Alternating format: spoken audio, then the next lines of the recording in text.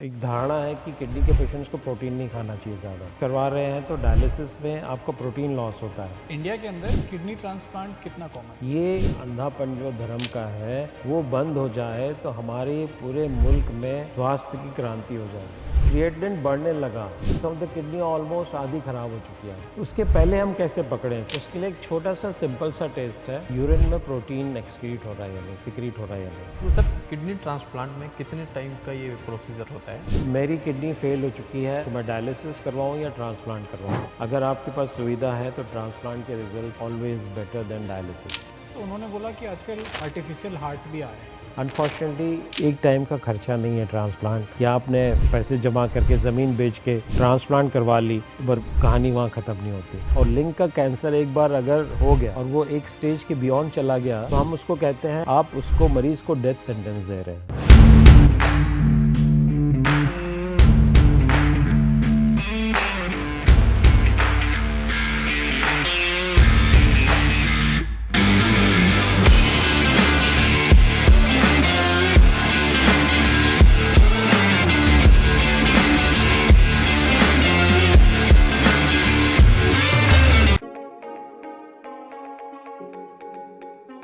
तो नमस्कार, मेरा नाम गौरव है। मैं शुभम हूँ। तो सर हम बिगो हेल्थ के को फाउंडर्स हैं और बिगो हेल्थ में सर हमारा मेन एम और मोटो क्या है कि जो भी हमारी देश की आबादी 70% आबादी जो गांव में रहती है उसको हम अपने प्लेटफॉर्म और इस पॉडकास्ट के माध्यम से एक अवेयरनेस क्रिएट कर सकें सो दैट वो अपने मेडिकल जर्नी में एक इन्फॉर्म्ड डिसीजन बना सकें। सो आज के पॉडकास्ट में हमारे साथ बात करने के लिए देश के one of the famous urologist हैं doctor Anil Mandani sir. Sir can you please introduce yourself? आपका बहुत बहुत धन्यवाद और मुझे बहुत खुशी हुई कि आप ऐसा काम कर रहे हैं, क्योंकि देखिए अभी जो एरा है उसमें नॉलेज का कोई सब्स्टिट्यूट नहीं है। और मैं चाहता हूँ जो आज का दौर है उसमें अगर हर शख्स के पास अच्छी नॉलेज हो तो एक अच्छी हेल्थ भी हो सकती है और अच्छे पैसे भी हो सकते हैं। मैं गवर्नमेंट हॉस्पिटल में काम किया है तो मेरा जो जज्बा है, मैं अच्छे से समझता हूँ कि जो रूरल एरिया के पेशेंट्स होते हैं वो डिफरेंट स्पेक्ट्रम के डिजीज़ होते हैं उसमें। तो मैंने 21 साल संजय गांधी इंस्टीट्यूट है लखनऊ में, वहाँ काम किया एज ए टीचर। उसके बाद मैं रिटायरमेंट लेके यहाँ कॉर्पोरेट में आ गया कुछ फाइनेंशियल रीजंस की वजह से। So I worked in Medanta hospital for 3 years. उसके बाद फिर यहाँ 4 साल से हूँ। So I am heading the department of urology. तो एक यूरोलॉजिस्ट करते क्या हैं और कौन से बीमारी के लिए पेशेंट को यूरोलॉजिस्ट के पास जाना चाहिए?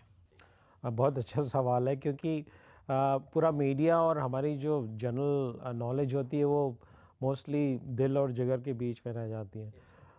पर किडनी जो सिस्टम है इसको अंग्रेजी में जेनाइटो यूरिनरी सिस्टम कहते हैं। तो ये जो सिस्टम है पूरा बहुत ही इम्पोर्टेंट सिस्टम है, जिसके जो 5 प्रमुख अंग हैं। आप ऊपर से शुरू करेंगे किडनी। जो किडनी जो हम समझते हैं सिर्फ यूरिन बनाती है, पर यूरिन के अलावा वो 3 बहुत अहम काम करती है। जैसे किडनी के जो फिल्ट्रेशन के अलावा सबसे दूसरा बड़ा काम है जो आपका जो ब्लड है बॉडी में, उसके लिए जो हार्मोन्स हैं वो निकालती है। तीसरा जो आपकी बोन्स में कैल्शियम की ज़रूरत होती है उसके लिए विटामिन D3 की ज़रूरत जो अंदर बॉडी में बनता है उसको बनाने में किडनी का बहुत बड़ा रोल है। और जो चौथा इम्पॉर्टेंट काम है आपकी बॉडी का pH।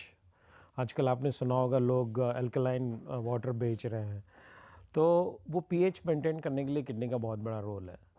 तो ये किडनी से जब यूरिन बन के आता है वो ब्लैडर, यूरिनरी ब्लैडर में जमा होता है, जिसको पेशाब की थैली भी कहते हैं। उसके मुंह पे ग्रंथि होती है प्रोस्टेट। अब प्रोस्टेट ग्रंथि नहीं होती तो हम और आप यहाँ बैठ के गुफ्तगू नहीं कर पाते हैं, कि प्रोस्टेट ग्रंथि की जो रोल है वो बेसिकली जो शुक्राणु हैं पुरुष के, उसकी हेल्थ में बहुत काम आते हैं, जिससे हमारा वंश चलता है। उसके बाद आपके जननांग होते हैं स्त्री और पुरुष के अलग अलग। तो ये पूरा सिस्टम जेनाइटो यूरिनरी सिस्टम बनाता है। और तो वैसे ही जियो सिस्टम में अगर हम किडनी को देखें तो किडनी की जो कॉमन नॉलेज में बीमारी सबसे बड़ी होती है किडनी फेल होती है, जिसमें डायलिसिस की ज़रूरत पड़ती है या किडनी ट्रांसप्लांट की, मतलब किडनी अपना काम करना बंद कर देती है। उसके भी बहुत से रीज़न्स हैं। अब मैं आपको बताऊंगा जो इंडिया में सबसे कॉमन रीज़न है किडनी फेलियर का, वो है डायबिटीज़। अब ये एक ऐसी बीमारी है जिसको हम कंट्रोल या प्रिवेंट भी कर सकते हैं डाइट से। फिर दूसरा ब्लड प्रेशर है, फिर और भी बीमारियां होती हैं उससे फेल होती हैं। फिर किडनी के ट्यूमर्स होते हैं, जैसे कैंसर होता है ब्रेस्ट का, कोलन का, वैसे किडनी का भी कैंसर होता है। उसके लिए क्या है कि अगर हम उसको अर्ली स्टेज में पकड़ें तो एक अल्ट्रासाउंड, मैं तो कहता हूँ हर शख्स को आफ्टर सर्टेन एज एक अल्ट्रासाउंड तो पेट का ज़रूर करवाना चाहिए। उससे काफ़ी सारी चीज़ें पिक की जाती है अर्ली स्टेज पे। फिर किडनी की जो और बीमारियां होती हैं वो बचपन से मैन्युफैक्चरिंग डिफेक्ट होते हैं, खासकर बच्चों में होती हैं किडनी की बीमारियां, जिसमें जो किडनी और यूरेटर का कनेक्शन है वो नहीं बनता तो स्वेलिंग आ जाती है। तो किडनी की ये सारी बीमारियां होती हैं जिसकी जो बेसिक नॉलेज होनी चाहिए। फिर ब्लैडर आ गया दूसरा। अब ब्लैडर का भी कैंसर होता है। ब्लैडर के और प्रॉब्लम होते हैं, खासकर हमारी माताओं को और महिलाओं को, जो यूरिन का जो है बार बार जाना, यूरिन का लीकेज हो जाना। तो ये जो समस्याएं हैं वो ब्लैडर से रिलेटेड है। तो ये प्रॉब्लम्स होती हैं। मैंने देखा है कि गांव की महिलाएं बिल्कुल ही सामने नहीं आती, मे बी थोड़ा शर्म के मारे कि यूरिन के बारे में कैसे बात करें। तो एक तो ये शर्म हमें हटानी है। हमारी बॉडी है, हमारे सिम्टम्स हैं, मुझे जीना है। तो हेल्थ का कोई सब्स्टिट्यूट नहीं है। आपके पास पैसे होने के बाद भी आप हेल्थ नहीं खरीद सकते। हेल्थ कैसे खरीदेंगे? आपकी नॉलेज से। नॉलेज है तो आपको अच्छी हेल्थ मिल सकती है। तो ये नॉलेज कैसे होगी? जब आप जानेंगे इनके बारे में। तो वैसे ही यूरिन का लीकेज, आप आजकल इतनी अच्छी दवाइयाँ ठीक हो सकती हैं। Why should anybody suffer from urinary problems? फिर आप आइए प्रोस्टेट ग्लैंड। प्रोस्टेट ग्लैंड का भी कैंसर होता है, प्रोस्टेट कैंसर। ये पुरुषों में होती है क्योंकि महिलाओं में नहीं होती, तो ये प्रॉब्लम्स सारे पुरुषों के होते हैं। और सबसे बड़ा कॉमन होता है प्रोस्टेट का बढ़ना, जो BPH एक कॉमन टर्म्स कहते हैं, यूज़ करते हैं। अगर आपकी एज 55 साल से ऊपर है तो ये ग्रंथि बढ़ती है अपने आप से। अब सोचिए, ये पेशाब की थैली के मुंह पे है ग्रंथि, इसके बढ़ने से ऑब्वियसली ऑब्स्ट्रक्शन करेगी, पेशाब का फ्लो अच्छा नहीं आएगा, पेशाब बार बार आ सकता है, आपको तसल्ली नहीं होगी कि मेरा ब्लैडर खाली हो गया। तो ये सारे लक्षण अगर आते हैं तो आपको समझना चाहिए कि मेरा ब्लैडर है, मेरा प्रोस्टेट, उसमें कोई गड़बड़ होगी। अब मैं आपको एक सिम्टम बता रहा हूँ जिसमें खासकर मेरा काफ़ी योगदान है। ब्लड, यूरिन में ब्लड आना। अब यूरिन में ब्लड आना इतना ख़तरनाक सिम्टम है, मतलब इसका आना मतलब ज़रूर आपके पूरे सिस्टम में कुछ ना कुछ गड़बड़ है। या तो पथरी है, या तो ट्यूमर है, या इन्फेक्शन है। तो इसको इग्नोर करते हैं लोग कि ब्लड आ गया भाई, कोई बात नहीं है, ऐसे ही होगा, छोड़ दो। तो blood in urine is a very dangerous symptom. तो ये नॉलेज भी एक बहुत बड़ा ज्ञान है जो आपके स्वास्थ्य को मेंटेन कर सकता है। इसके बाद एक चीज़ हम भूल गए, किडनी में जो स्टोन की प्रॉब्लम होती है बहुत कॉमन। तो स्टोन भी आजकल बहुत इजी वे में और बहुत टेक्नोलॉजिकली एडवांस तरीके से ट्रीट होता है। पहले ज़माने में किडनी से स्टोन निकालने के लिए बड़े बड़े चीरे देने पड़ते थे, पर आजकल छोटी छोटी दूरबीन आ गई हैं जिससे स्टोन्स निकल सकते हैं। तो ये साधन अवेलेबल हैं, टेक्नोलॉजी अवेलेबल है, बट आपको यदि कोई भी चीज़ होती है, आप उसको कोरिलेट करिए कि वो क्या गलत हो गया। अब मैं अपना जेनेटो यूरिनरी सिस्टम के बारे में जानूंगा नहीं तो मैं कैसे डिटेक्ट करूंगा कि मेरे को प्रॉब्लम है। एक चीज़ आपको बताता हूँ यंगस्टर्स की। अनफॉर्चुनेटली क्या है कि हमारे स्कूलों में सेक्स एजुकेशन होती नहीं है, और ये इतनी इतनी इम्पॉर्टेंट बात है। अब मैं प्रोस्टेट के बारे में बता रहा हूँ कि जो यंगस्टर्स हैं, टीनेजर्स, हमारे बच्चे, जो ऑब्वियसली उसमें हार्मोनल चेंजेस होते हैं, तो उसमें एक हस्तमैथुन या मैस्टरबेशन की जो प्रक्रिया है, अब उसमें हमारे शास्त्रों में और दुनिया भर की किताबों में लिखा है कि ये नहीं करना चाहिए, ये रबिश है, ये क्यों नहीं करना चाहिए? करना चाहिए। सो that is a natural thing, उसमें कोई लॉस नहीं होता, आपकी बॉडी उसको बना देती है। तो ये यंगस्टर्स में जो धात सिंड्रोम होता है, धात की प्रॉब्लम होती है, वो कितने लोग बेवकूफ़ बनाते हैं लड़कों को दवाइयाँ दे के। अगर आप सेक्स नहीं कर रहे हैं या हस्तमैथुन नहीं कर रहे हैं तो जो सीमेन है, वीर्य, वो प्रोस्टेट में जमा होता है, उससे इन्फ्लेमेशन होता है। अब इन्फ्लेमेशन क्या है? जैसे आपका हाथ जल गया, ठीक? हाथ जल गया तो उसमें लालिमा आती है और सूजन आती है, उसको इन्फ्लेमेशन कहते हैं। उसमें बैक्टीरियल इन्फेक्शन नहीं है पर इन्फ्लेमेशन है, तो इन्फ्लेमेशन से दर्द होता है। तो वैसे ही प्रोस्टेटाइटिस यंगस्टर्स में होती है और बड़ों में इसी वजह से जो प्रोस्टेटाइटिस प्रोलॉन्ग, क्योंकि एक तो हमारे जो शास्त्रों में लिखा है कि जो चौथा आश्रम है वो, उसमें ब्रह्मचर्य आप अपनाइए, तो वो उस वजह से आप इजैकुलेशन नहीं करते हैं तो इन्फ्लेमेशन होता है। वो inflammation increases the risk of prostate cancer. इसमें हमने स्टडी करी हुई है, प्रॉपर साइंटिफिक डेटा है उस पर। वैसे एक और आपको इम्पॉर्टेंट पॉइंट बोलूँगा जो खासकर टीनेजर्स में होता है, 14-15 साल 16 साल के नीचे। हाँ, उसमें क्या होता है कि जो हमारे अंडकोश में गोलियाँ होती हैं टेस्टिस, जिससे स्पर्म बनते हैं, जिसकी वजह से हम और आप बैठे हैं। तो स्पर्म्स बनते हैं, वो टेस्टिस कई बच्चों में रोटेट कर जाता है क्योंकि टेस्टिस एक कॉर्ड से लटका है स्क्रोटम में। तो कुछ बच्चों का जो सैक है, जिसको हम स्क्रोटम कहते हैं, जो थैली है टेस्टिस को संभालने के लिए, वो लूज़ होती है और कॉर्ड ज़्यादा लंबा होता है तो वो पूरा रोटेट हो जाता है। रोटेट होने से एकदम से सीवियर पेन होता है और विदिन 6 आवर्स अगर आपने उसको सर्जरी करके डी रोटेट नहीं किया तो टेस्टिस ख़त्म हो जाता है।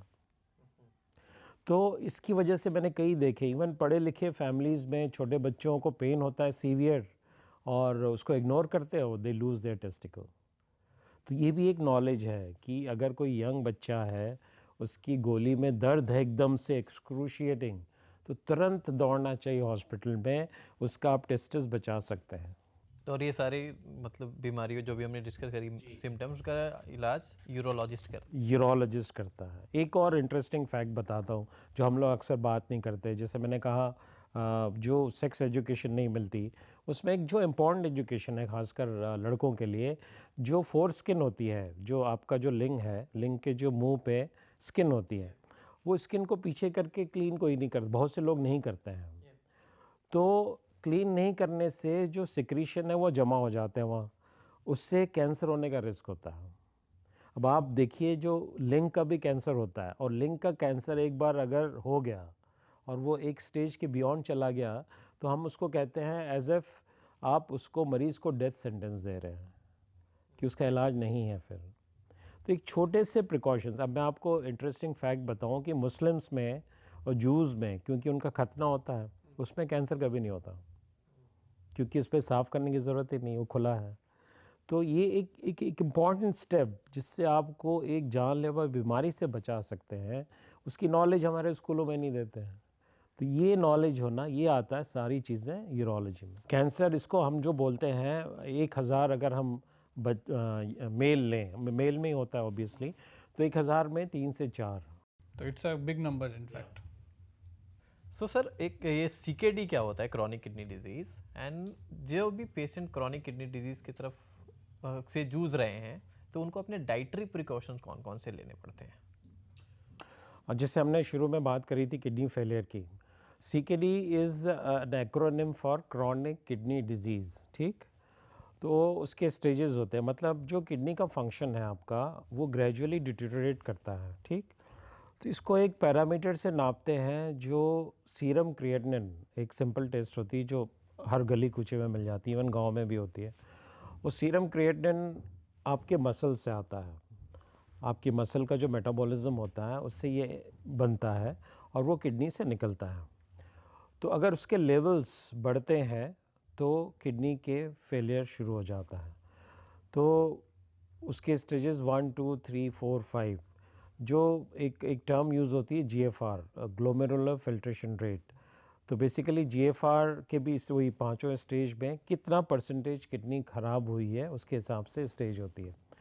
तो अगर किडनी बहुत ज़्यादा ख़राब हो गई तो उसमें ट्रांसप्लांट करते हैं। उसके अगर कम ख़राब हुई है तो वो दवाओं से उसको उसका प्रोग्रेशन मैनेज कर सकते हैं, वो हमारे नेफ्रोलॉजिस्ट कलीग करते हैं। तो एक इंटरेस्टिंग मैं आपको फैक्ट शेयर करना चाहूँगा, जो हम लोग ट्रांसप्लांट करते हैं, जो रिसिपिएंट्स डायलिसिस पे होते हैं, क्योंकि ट्रांसप्लांट के पहले आपको हीमोडायलिसिस करवाना पड़ता है।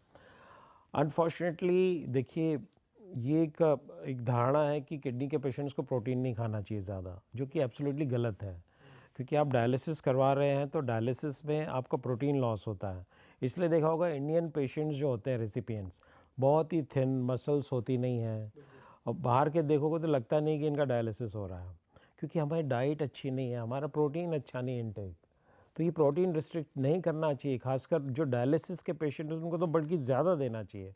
और अनफॉर्चुनेटली जो वेजिटेरियन है डाइट पे, उससे प्रोटीन इंटेक हो ही नहीं पाता आपका। तो हम अंडे नहीं खाएंगे, या पनीर इतना महंगा है, लोग रोज़ पनीर खा नहीं सकते। अंडा is the best source of protein.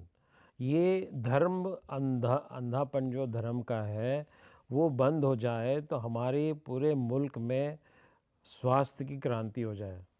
अंडा is the best source of protein और चीपेस्ट सोर्स ऑफ प्रोटीन। आपको 6 ग्राम प्रोटीन एक अंडे में मिलती है 4-5 रुपए में। आप पनीर ख़रीदोगे बहुत महंगा पड़ेगा। पीनट बटर है, पीनट्स हैं, मूंगफली है, बादाम तो महंगे, मूंगफली खा सकते हैं, दालें हैं, सोयाबीन है, अंडे हैं, पनीर है, दूध है, दही है। तो ये सब मेन डाइट होनी चाहिए, अपार्ट फ्रॉम डाइट जो आपको प्रिस्क्राइब करता है नेफ्रोलॉजिस्ट। जो एक तो प्रोटीन इंटेक कम मत करिए, अगर आप यही इन्फॉर्मेशन दे देंगे तो बहुत है हमारे रेसिपिएंट्स के लिए। और हर रेसिपिएंट को जो डायलिसिस में चल रहा है उसको प्रोटीन ज़्यादा लेना चाहिए, और थोड़ा मसल स्ट्रेंथनिंग एक्सरसाइज। अनफॉर्चुनेटली होता है क्या है, हमारे इवन बड़े बूढ़ों में वॉक करने को एक्सरसाइज कहते हैं। वॉक करना एक्सरसाइज ठीक है, it's part of the exercise, but brisk walk करने के अलावा थोड़ा सा हर मसल को ट्रेन करना चाहिए। मतलब या तो वेट्स उठाइए, या फिर योगा के जो पॉस्चर सीखिए जो आपका बॉडी वेट को यूज़ करके हर एक मसल को स्ट्रेंथन करे। So that is the best part of your treatment if you are on dialysis, muscle strengthening and protein. बाकी तो ठीक है। तीसरा जो है, फ्रूट जूस अवॉइड करते हैं, क्योंकि फ्रूट जूस में एकदम से पोटेशियम बढ़ जाता है, इस वजह से वो अवॉइड करते हैं। बाकी और कोई रिस्ट्रिक्शन नहीं रखते हम diet sir like you mention कि जो पेशेंट अंडर डायलिसिस होते हैं उनको प्रोटीन इंटेक बढ़ाना चाहिए, बट जो लोग सीकेडी से जूझ रहे हैं दे सेड कि नहीं नहीं मेरे को स्टेज 1 एंड 2। अब इसका मोटा मोटा हिसाब है, जैसे आपकी किडनी का हम GFR 100 मानते हैं नॉर्मल। अगर आपका क्रिएटिनिन होता है 1.2 1.3 नॉर्मल, अगर वो 2 पहुंच गया तो हम मोटा मोटा डिवाइड करते हैं 100 को 2 से। मतलब आपका जो GFR है, जो 100 की जगह 50 हो गया, ऑलमोस्ट आधा। तो ये इसकी ब्यूटी है। अगर क्रिएटिनिन बढ़ने लगा तो इसका मतलब किडनी ऑलमोस्ट आधी ख़राब हो चुकी है आपकी।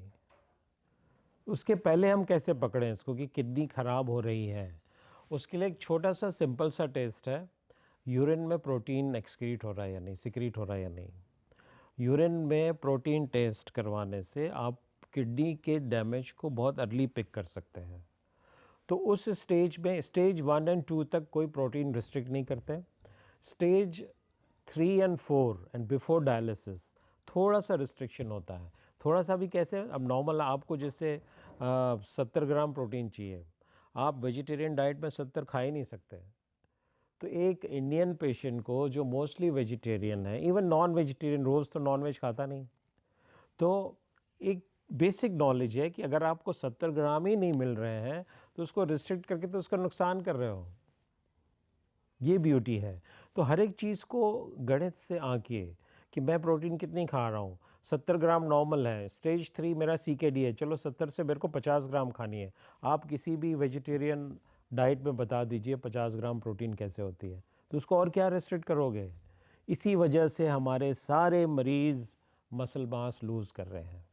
This is a very sad thing. Stage 3 और स्टेज 4 सीकेडीज हैं, उसमें कितने प्रोटीन इंटेक होना चाहिए? अच्छा, कम करते हैं थोड़ा सा, 50 ग्राम, 50-50 पैरामीटर की ये कैसे डिसाइड होता है? नहीं, वही GFR से। स्टेज 3 एंड 4 मतलब GFR और कम है। स्टेज 2 का जैसे 50 ml है, वो 40 ml 30 ml, तो उसमें प्रोटीन थोड़ा सा रिस्ट्रिक्ट करते हैं, बहुत ज़्यादा नहीं। तो मैं वही आपको समझा रहा हूँ कि अगर मैं एक आदमी ऑलरेडी 40 ग्राम कर रहा है, खा रहा है, तो उसको क्या रिस्ट्रिक्ट करूँगा मैं? Already restrict. ये मैं आपको समझा रहा हूँ कि हमारी डाइट ही ऐसी है, वेजिटेरियन डाइट, जिसमें प्रोटीन होता ही नहीं। Unless you take some supplement, you can't get that. या if you are eating daily, like if you are eating non veg, morning में खा रहे हैं अंडे 3-4 रोज़ खा रहे हैं, साथ में प्रोटीन का, तब obviously you need to restrict. Otherwise vegetarian के लिए तो कोई रिस्ट्रिक्शन हम करते नहीं हैं, पर्टिकुलरली मैं तो नहीं करता। बट आई नो ऐसा नहीं है कि डॉक्टर्स को भी पूरी नॉलेज होती है। काफ़ी डॉक्टर्स हैं जो बहुत सी चीज़ें नहीं समझते हैं, जो कि दुर्भाग्य है हमारे देश का। सर किडनी ट्रांसप्लांट क्या होता है और किस कंडीशन में इसकी ज़रूरत होती है? ओके, सो जैसे मैंने आपको बताया, किडनी के 4 फंक्शन होते हैं। एक आम आम धारणा है कि किडनी यूरिन बनाती है, जो वेस्ट प्रोडक्ट्स है उसको एक्सक्रीट करती है। पर इसके अलावा जो 3 और इम्पॉर्टेंट फंक्शन है, आपके ब्लड का मेंटेनेंस, कैल्शियम का, बोन्स का मेंटेनेंस, हेल्थ का मेंटेनेंस और पीएच का मेंटेनेंस, ये 3 चीज़ें भी करती है।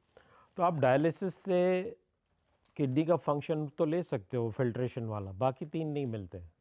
उसके लिए आपको दवाइयाँ दी जाती, इंजेक्शंस दी जाती हैं। तो अगर आपकी किडनी फेल हो जाती हैं और आपको डायलिसिस की ज़रूरत पड़ेगा, सिम्टम्स हो रहे हैं, तो फॉर्चुनेटली जैसे लिवर ट्रांसप्लांट के लिए डायलिसिस नहीं है, तो किडनी के लिए है, तो डायलिसिस पे आपको स्विच करते हैं। अगर आप मेरे से पूछेंगे कि मेरी किडनी फेल हो चुकी है, अगर डायलिसिस की ज़रूरत है, तो मैं डायलिसिस करवाऊँ या ट्रांसप्लांट करवाऊँ? अगर आपके पास सुविधा है तो ट्रांसप्लांट के results always better than dialysis. ये देखा गया है कि जो सर्वाइवल है, जैसे आज मेरे को ज़रूरत पड़ी मुझे किडनी की रिप्लेसमेंट की, तो मैं आज ट्रांसप्लांट करवाता हूँ तो हो सकता है मैं 20 साल जीऊँ। अगर मैं डायलिसिस पे रहता हूँ तो 20 साल नहीं जी पाऊँगा। तो ये डिफरेंस है। अराउंड 25 to 30% का सर्वाइवल एडवांटेज मिलता है। तो किडनी फेलियर से अगर आपके पास सुविधा है तो ट्रांसप्लांट जैसी कोई बात नहीं। सर ट्रांसप्लांट में खर्च कितना आता है? किडनी ट्रांसप्लांट देखिए, हमारे यहाँ फोर्टिस हॉस्पिटल में हम जो पैकेज देते हैं, हम पैकेज है दोनों लोगों की सर्जरी, जिसमें जो रेसिपिएंट है जिसको किडनी लगनी है उसको 7 दिन आईसीयू पे रखते हैं। आईसीयू मतलब वेंटिलेटर पे नहीं, ऐसे रखते हैं क्लोज केयर के लिए। और डोनर को 3-4 दिन रखते हैं। इसका अराउंड 6 to 7 lakhs आता है। तो अगर जब भी कोई पेशेंट आते हैं जिनको आप डायग्नोस करते हैं कि फाइनली इनको किडनी ट्रांसप्लांट की ज़रूरत है, तो नेक्स्ट स्टेप्स क्या होते हैं उसमें? हाँ, नेक्स्ट स्टेप हमारे यहाँ देखिए, हर प्रोग्राम में एक ट्रांसप्लांट कोऑर्डिनेटर होता है। तो कोऑर्डिनेटर का काम है सबसे पहले उसके, क्योंकि हमारे यहाँ कुछ कानून बने हुए हैं कि आप अनरिलेटेड ट्रांसप्लांट नहीं ले सकते। आपका जो डोनर है, जो लाइव रिलेटेड प्रोग्राम है, डोनर आपका रिलेटिव होना चाहिए, या तो फर्स्ट डिग्री, सेकंड डिग्री, जैसे आपके पेरेंट्स हो गए, आपके बच्चे हो गए, सिबलिंग्स हो गए, स्पाउस हो गया, या कज़िन्स हो गए वो। तो उनको डॉक्यूमेंटेशन करना पड़ता है। अगर आपके सारे डॉक्यूमेंट्स, अगर आप सही में, अनफॉर्चुनेटली होता क्या है कि आजकल कई लोग किसी को भी पकड़ के रिश्तेदार बना के ले आते हैं, ठीक? तो उसमें डिले होता है। अगर जेन्युइन डोनर है तो बहुत टाइम नहीं लगता। एक कोऑर्डिनेटर, उसमें कुछ टेस्ट करवानी पड़ती है डोनर्स की कि वो फिट है कि नहीं, क्योंकि डोनर को भी देखना पड़ता है हमें, क्योंकि जो किडनी दे रहा है वो एक हेल्दी पर्सन है, ठीक? वो बीमार नहीं है, वो मरीज़ नहीं है, वो आप और हमारे जैसा एक हेल्दी आदमी है, हेल्दी पर्सन है। तो वो अगर किडनी दे रहा है तो उसके बारे में हमें सोचना ज़रूरी है कि उसको हार्म ना हो। तो उसकी सारी जाँचें होती हैं, फिर रेसिपिएंट की जाँचें होती हैं। तो हम क्लेम करते हैं, सपोज़ आज मेरे पास आप आए, आपके जेन्युइन डोनर हैं, सारे लीगल डॉक्यूमेंट्स प्लेस पे हैं, तो विदिन 10 डेज़ आपका ट्रांसप्लांट हो जाएगा। ट्रांसप्लांट के बाद 7 दिन आपको हॉस्पिटल में रहना है। उसके बाद जो नेफ्रोलॉजी हमारे कोलीग्स हैं, वो कुछ इम्यूनोसप्रेशन की दवाएं हैं, उसको सेट करते हैं, तो उसमें 4 से 6 हफ्ते लग जाते हैं। तो वो बाहर आप रह सकते हैं, किसी होटल में, या किसी ऐसे एयरबीएनबी के कोई भी एकोमोडेशन में रह सकते हैं। उसके बाद आप नॉर्मल घर जा सकते हैं and you can lead a normal life. तो सर किडनी ट्रांसप्लांट में कितने टाइम का ये प्रोसीजर होता है? तो डोनर में लगता है 2 घंटे, किडनी निकालने में 2 से ढाई घंटे, और जो लगाने में भी 2 से ढाई घंटे, मतलब दोनों साथ साथ लेते हैं तो 3-3.5 घंटे में पूरा ख़त्म हो जाता है। सर इंडिया के अंदर किडनी ट्रांसप्लांट कितना कॉमन है? कॉमन तो अनफॉर्चुनेटली आई विश होता है नहीं।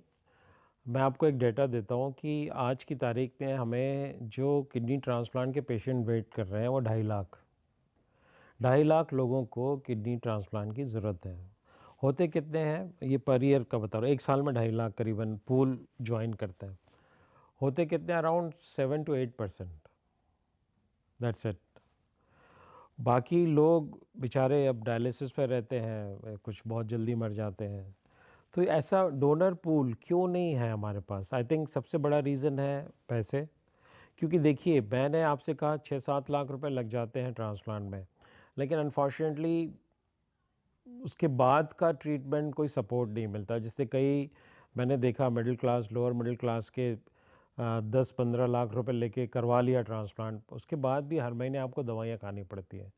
दवाइयाँ खानी पड़ती है, उसमें 10-15 हज़ार का हर महीने खर्चा है, तो ये लाइफ लॉन्ग खानी पड़ती है। तो इस वजह से कई लोग दवा छोड़ देते हैं पैसे नहीं होने की वजह से। तो ये एक दुखदाई स्थिति है, because of money lot of patients are not getting transplanted. दूसरी दुखदाई स्थिति है कि डोनर तैयार नहीं होता, रिलेटिव। तीसरी, जेन्युइनली मैच नहीं करते, कुछ बीमारियां होती हैं या आपके कोई रिश्तेदार ही नहीं है तो क्या करें। फिर उनको हम वेट लिस्ट में डालते हैं कैडावर के लिए, कि जो डेथ के बाद किडनी हम निकालते हैं, तो उसमें फिर गवर्नमेंट की पॉलिसीज़ बनी हुई हैं, उसमें आपको एनलिस्ट करना पड़ता है। जैसे आपका कोई डोनर नहीं है तो आप के एरिया में गवर्नमेंट की ऐसी संस्थाएं हैं, वहाँ पे आपको बिल्कुल सारा कुछ ऑनलाइन होता है, आपका नाम जाता है। फिर जब कोई कैडावर तैयार होता है, उसकी किडनी निकलती है, तो आपके नाम से अगर अलॉटेड है तो आपको दी जाती है। उसके क्राइटेरिया है कि कितनी एज है, कितने साल से वेट कर रहा है, कितने दिनों से डायलिसिस पे है। तो हमें, जैसे मैंने कहा, सिर्फ 7% हो रहे हैं 2.5 लाख के। तो हमें डोनर पूल बढ़ाने के लिए मेरे हिसाब से जो हमें कैडावर ट्रांसप्लांट को बढ़ावा देना चाहिए। इसमें हमारे साउथ इंडिया में थोड़ा सा ज़्यादा कॉमन है ये, प्रोबेबली क्योंकि जो कैडावर का ट्रांसप्लांट है, मतलब कोई डेथ होती है वो रूटीन आवर्स में तो होगी नहीं, रात रात में कई बार कॉल आते हैं और एक डॉक्टर को, पूरे स्टाफ को ओवरनाइट जाग के काम करना पड़ता है। तो थोड़ा सा इंटरेस्ट होता नहीं, क्योंकि देखिए हॉस्पिटल में अगर कैडावर करते हैं ओवरनाइट, आपके स्टाफ जागे हुए हैं, उसको कोई इंसेंटिव नहीं दोगे तो क्यों इंटरेस्ट दिखाएगा। तो एक सबसे बड़ा कारण ये है। दूसरा सबसे बड़ा कारण है कि लोग तैयार नहीं होते हैं। हमारी जो धार्मिक धारणाएं हैं कि हमारा जो शरीर है वो पूरा होना चाहिए, जो पुनर्जन्म की बात होती है कि अगर कोई अंग नहीं है तो पुनर्जन्म कैसे होगा, तो ये बेवकूफ़ी की बातें बंद होनी चाहिए। ये बहुत सारी बातें हैं, कुछ इमोशनल होता है। मेरे हिसाब से देखिए, अंगदान तो बहुत ज़रूरी है, हमने भी फॉर्म भरा हुआ है, अंगदान करना चाहिए, इसमें बहुत लोगों का फ़ायदा हो सकता है। और साइंटिफिकली सोचो तो पुनर्जन्म जैसी कोई चीज़ नहीं होती। आप, you are just a structure of chemicals, और जो आपकी जो सोल है वो आपकी कॉन्शियसनेस है। एक मैं आपको इंटरेस्टिंग फैक्ट देता हूँ, जो हमारी चारवाक फ़िलासफ़ी है वो इसी इसी बात को हाईलाइट करती, लेकिन अनफॉर्चुनेटली इसको हमें हाईलाइट नहीं करते, इसको दबा दिया जाता है, क्योंकि हम सच पे विश्वास नहीं करते। क्योंकि धर्म मेरे हिसाब से एक धंधा है, और जो प्रोफेशन है वो ऑब्वियसली, मैं अगर अपने प्रोफेशन के बारे में बुरा कहूँगा तो मैं कैसे सर्वाइव करूँगा। तो ये धारणाएं बदलनी चाहिए। आप एक केमिकल स्ट्रक्चर हो, आपकी सोल आपकी कॉन्शियसनेस हो। If you are dead you are unconscious, आपकी सोल वोल कुछ नहीं होती, कोई पुनर्जन्म नहीं होता। आप मिट्टी में मिल जाते हो, वही केमिकल, वही कार्बन, वही ऑक्सीजन, वही हाइड्रोजन, वही नाइट्रोजन, इस सब में परिवर्तित हो जाते हो और नेचर में मिल जाते हो। तो वो क्यों मिलना, आपके ऑर्गन से किसी और के काम आ जाएंगे। जैसे अभी आपने बताया कि हमारे देश में नीड ज़्यादा है और डोनर्स कम हैं, तो किडनी ट्रांसप्लांट को लेकर ढेर सारी मिथ्स भी हैं, तो क्या कोई पोस्ट ऑफ कॉम्प्लिकेशंस भी होती है क्या, कि जिसकी वजह से ये सारी चीज़ें हाँ जी, इसमें लिवर और किडनी में फ़र्क है कि लिवर ट्रांसप्लांट के बाद जो इम्यूनो सप्रेशन, बेसिकली अभी क्या है कि आपकी किडनी दूसरे की लगाने से मैचिंग करने के बाद भी बॉडी उसको रिजेक्ट करने की कोशिश करती है, क्योंकि उसको फ़ॉरेन समझती है। उसको प्रोसेस को दबाने के लिए आपको दवाएं दी जाती हैं, वो दवाओं से आपकी इम्यूनिटी कम होती है। तो अगर आपका न्यूट्रिशन अच्छा नहीं है, आपकी सराउंडिंग अच्छी नहीं है, आपका प्रोफेशन ऐसा है कि एक्सपोजर बहुत है, तो उसमें इन्फेक्शन का रिस्क होता है। ट्रांसप्लांट की जो दवाएं हैं उसकी वजह से इन्फेक्शन बहुत बड़ा है, रिजेक्शन है, जिसके लिए दवाई दी जाए। सपोज़ आपका ट्रांसप्लांट आपने करवा लिया, रिजेक्शन हो गया है, मतलब किडनी बॉडी को एक्सेप्ट नहीं कर रही है, उससे क्रिएटिन बढ़ता है, ठीक? फिर उसी स्थिति में जा रहे हैं, उसको रिवर्स करने के लिए बहुत महंगी दवाएँ हैं, मतलब 5-5 लाख की भी दवाएँ हैं। वो इस वजह से भी कई लोग आगे नहीं आते। अनफॉर्चुनेटली एक टाइम का खर्चा नहीं है ट्रांसप्लांट। ये एक बड़ी दुखद कथा है कि आपने पैसे जमा करके ज़मीन बेच के ट्रांसप्लांट करवा ली, पर कहानी वहाँ ख़त्म नहीं होती, कहानी उसके बाद शुरू होती है। तो मैं तो ये कहूँगा कि अगर किसी की माली हालत इतनी ख़राब है तो उसको ट्रांसप्लांट नहीं करवाना चाहिए, क्योंकि इसमें कंटिन्यूअस खर्चा होता है। या फिर गवर्नमेंट को आगे आके दे कि ट्रांसप्लांट फ़ंड बनाया जाए और उसकी सहायता की जाए, तो एक डिस्टेंट ड्रीम है। हालांकि एक चीज़ और है, ट्रांसप्लांट का पूल बढ़ाने के लिए जो हमारे देश में कानून एक्सेप्ट नहीं करता प्रोफेशनल डोनर्स को, क्योंकि उसमें बहुत से चीज़ें हैं जो खुल जाती हैं कि ऑर्गन ट्रैफिकिंग होगी। आप ह्यूमन राइट्स वाले इसको आड़े हाथों लेते हैं कि आप ये क्या कर रहे हैं, पैसों किससे आप अंग खरीद रहे हैं किसी का, तो ये तो ह्यूमन ट्रेडिंग हो गई।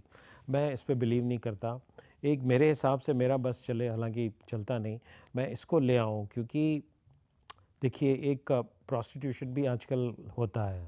हमारे गुड़गांव में जो धड़ल्ले से प्रोस्टिट्यूशन हो रहा है, हम उसकी बातें नहीं करते, हम छुपाते हैं, क्योंकि हम सच को एक्सेप्ट नहीं करते, हम झूठ के सहारे ही ज़िंदा रहते हैं। तो प्रोस्टिट्यूशन भी एक लेडी पूरा बॉडी दान कर रही है, तो हर आदमी को राइट है।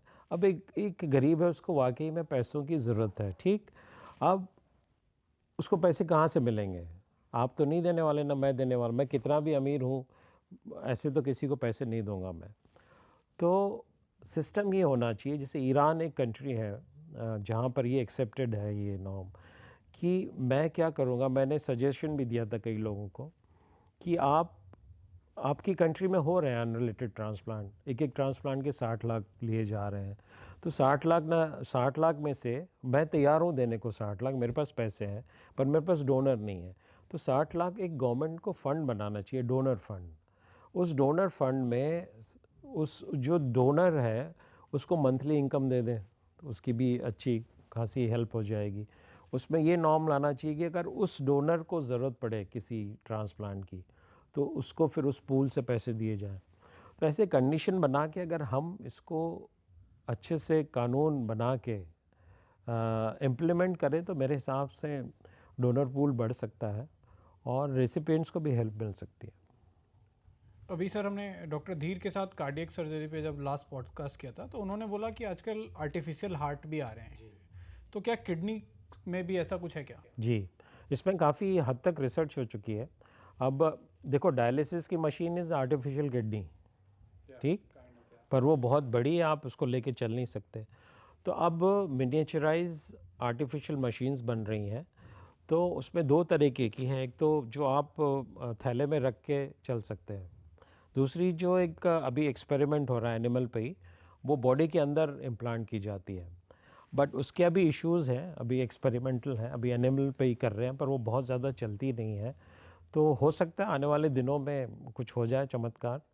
पर उससे ज़्यादा जो एक और अच्छी रिसर्च चल रही है, जो आई थिंक इंडिया में भी शुरू होनी चाहिए, बट अनफॉर्चुनेटली हमारे देश में इतनी समस्याएं हैं ना कि इस पे कोई ध्यान नहीं देता। तो जीनो ट्रांसप्लांट एक वर्ड है, आपने सुना होगा, पिग की हार्ट लगा है, पिग की किडनी। तो पिग की किडनी पे 5 किडनियाँ लग चुकी हैं वर्ल्ड में, मोस्टली यूएस में। तो अभी 2 से 3 महीने तक, एक अभी 5वां तो अभी पिछले हफ्ते ही ट्रांसप्लांट किया है। तो मैक्सिमम जो किडनी चली है 2 महीने चली है। तो इस पे काम चल रहा है, अब 2 से 4 महीने होगी, 4 से 8 महीने होगी। तो एक ये भी एक तरीका है डोनर के पूल को बढ़ाना। बाकी साइंस तो बहुत आगे बढ़ चुका है, बट अब उसके एथिकल इश्यूज़ होते हैं, टेक्निकल इश्यूज़ हैं, इस वजह से धीरे धीरे रिसर्च चल रही है। आई थिंक फ्यूचर में हो सकता है 5 साल 10 साल में ये इजी सॉल्यूशन मिल जाए हमें। जब सर किडनी ट्रांसप्लांट की बात आती है तो सबसे बड़ा डर क्या होता है, क्योंकि ज़्यादातर केसेस में मम्मी या पापा को किडनी की ज़रूरत पड़ती है, ज़्यादातर केसेस में। और दे देमसेल्फ थिंक कि नहीं नहीं मेरे बेटे या मेरी बेटी एक किडनी पे कैसे जीवित रहेगी या उसकी बाकी लाइफ कैसे कटेगी, तो सर इस पे आप क्या कहना चाहेंगे? ये भी एक मेरे ख्याल से गलत पहलू है इस सोच का, क्योंकि एक किडनी आराम से आपकी नॉर्मल लाइफ आप जी सकते हैं किडनी पे। बहुत यंग पेशेंट्स को हम भी अवॉइड करते हैं, जैसे 20 साल 25 साल में, क्योंकि जो डेटा कहता है अगर आपने किडनी दी तो आपको किडनी की ज़रूरत पड़ने का रिस्क जो है 0.3%, 0.3% इन कमिंग 20 ईयर्स। 20 साल में 0.3 मतलब 300 लोगों में से एक, 350 लोगों में से एक को ज़रूरत पड़ सकती है, अदरवाइज़ आप हेल्दी लाइफ जी सकते हो। तो ऐसा नहीं है, वो इमोशनल डिसीजन होता है। और किडनी देने से बहुत यंग की हम अवॉइड करते हैं, बाकी किडनी देने से आप नॉर्मल लाइफ लीड कर सकते हैं। इवन जो मैंने देखा है मिथ्स, धारणाएं हमारे समाज में कि एक बार किडनी ट्रांसप्लांट हो गया तो आपको बिल्कुल किसी से मिलने नहीं देंगे, मास्क पहना के रखो, ये सब बेवकूफ़ी की चीज़ें हैं। एक नॉर्मल लाइफ लीड कर सकते हो। सिर्फ भीड़ भाड़ वाले, अभी अनफॉर्चुनेटली देखो मास्क तो आप भी पहन रहे हो, अभी जो AQI देख रहे हैं आप NCR की, तो उससे तो आपको छुटकारा मिलेगा नहीं, पोल्यूशन से। तो एक नॉर्मल लाइफ लीड कर सकते हो। एक मेल सेक्सुअल एक्टिव हो सकता है, एक फ़ीमेल बच्चे दे सकती है ट्रांसप्लांट के बाद भी। तो ऐसा कुछ नहीं है। अब ट्रांसप्लांट की इवेंट्स होती हैं, स्पोर्ट्स इवेंट्स, उसमें ट्रांसप्लांट के रेसिपिएंट्स पार्टिसिपेट करते हैं हर गेम में। इंडिया में भी ट्रांसप्लांट गेम करवाए जाते हैं हर साल, जो नेशनल लेवल पे गेम्स होते हैं। तो ऐसा नहीं है, एक नॉर्मल लाइफ लीड कर सकते हो, पर सारा कुछ सोच का होता है। हम लोग दिमाग से अपने आप बहुत सी कुछ धारणाएं हैं, कुछ मिथ्स हैं, कुछ सजेशन हैं पड़ोसियों के, कुछ आपके घर वालों के, उससे अपनी लाइफ और ख़राब कर देते हैं। तो इसलिए मैं कहता हूँ साइंटिफिक सोच सबसे बड़ा जो मेरे हिसाब से आज के ज़माने का चमत्कार है वो है इंटरनेट। इंटरनेट की मिसयूज़ है तो यूज़ ज़्यादा है, तो आपका दिमाग उसके यूज़ करें, उससे नॉलेज गेन करें और अपनी हेल्थ बढ़ाएं। अभी एक लास्ट सवाल कि जब कभी भी किसी टायर 3 या टायर 4 टाउन में किसी को ऑलरेडी डायलिसिस पे है या उसको CKD है और वहाँ के डॉक्टर्स ने बताया कि आपको अब किडनी ट्रांसप्लांट की ज़रूरत है, सिंस फैसिलिटीज़ अभी हमारे टायर 3 टायर 4 टाउन्स में अवेलेबल नहीं है, तो वो अपनी मेडिकल जर्नी या इस ट्रांसप्लांट जर्नी को कैसे नेविगेट करेंगे? देखिए, एक सिंपल सा इसका आंसर है। कई लोगों की धारणा है कि दिल्ली के जो कॉर्पोरेट हॉस्पिटल्स हैं, फैंसी हॉस्पिटल्स हैं, वहाँ लूटते हैं पेशेंट्स को। ये बिल्कुल गलत धारणा है। हम भी इंसान हैं और अल्ट्रुइस्टिक प्रैक्टिस करते हैं, बहुत सही प्रैक्टिस करते हैं। कोई कभी गलत सलाह नहीं दी किसी को, क्योंकि मैं भी एक सरकारी हॉस्पिटल में 25 साल काम किया है, तो मैं सबका दुख समझता हूँ। यहाँ सुविधा एक अच्छी चीज़ है कि पूरे NCR में जितने कॉर्पोरेट हॉस्पिटल्स हैं सबका रेट ऑलमोस्ट सेम है। मैक्सिमम 7 to 10 lakhs, 6 to 7 और अप टू 10 lakhs, उसमें लॉजिस्टिक के खर्चे वगैरह आ जाते हैं। तो बेस्ट तरीका है आप बिगो हेल्थ के हमारे जो फ्रेंड्स हैं उनको अप्रोच करिए, वो आपकी हैंड होल्डिंग करेंगे। और जैसे मैंने पहले भी कहा, अगर आप यहाँ आते हैं फोर्टिस में, आपकी सराउंडिंग में किसी अच्छी जगह आपके रहने का वो इंतज़ाम कर देंगे।